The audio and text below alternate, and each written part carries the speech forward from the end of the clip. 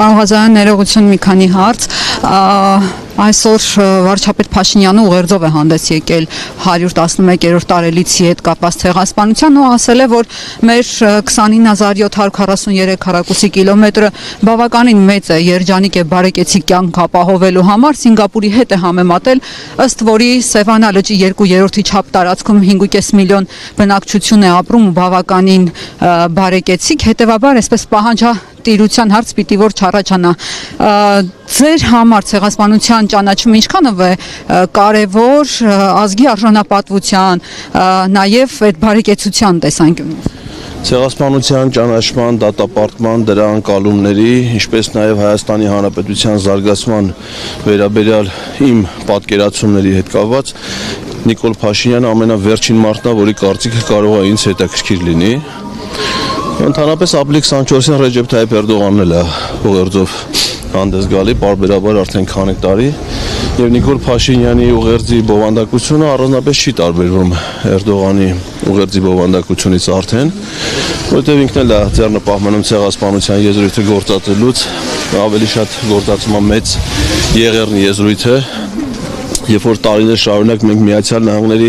նախագահներից էինք ակնկալում, որ մեծ Եղեռնի եզրույթի փոխարեն ցեղասպանությունը գործածվի, եւ ԱՄՆ նախկին նախագահ օրինակ Ջո Բայդենը ունեցել է այդ համարձակությունը նաեւ ցեղասպանություն անվանելու այդ իրադարձությունները, իսկ ինչ վերաբերում է Հայաստանի ապագային, Հայաստանը ունենալու է ուժեղ ապագա եւ դա Նիկոլ Փաշինյանի հետ ոչ մի կապ չի ունենալու,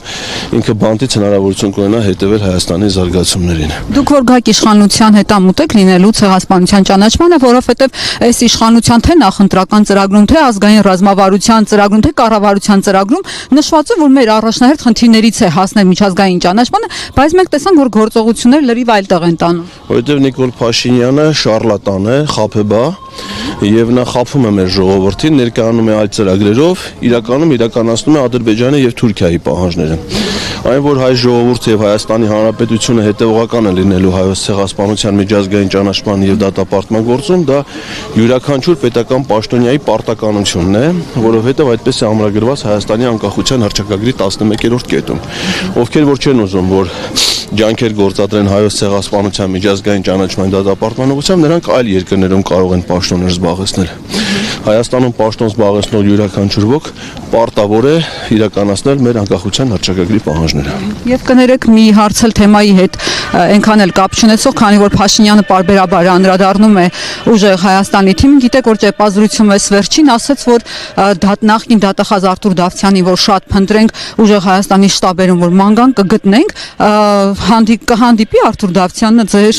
թիմակիցների շրջանում շտաբում առհասարակ, ինչ ասած Նիկոլ Փաշինյանին հələ մեր շտաբերից որևէ մեկում չեմ տեսել, այդ թվում նաև որոնողափրկարարական աշխատանքներ իրականացնելու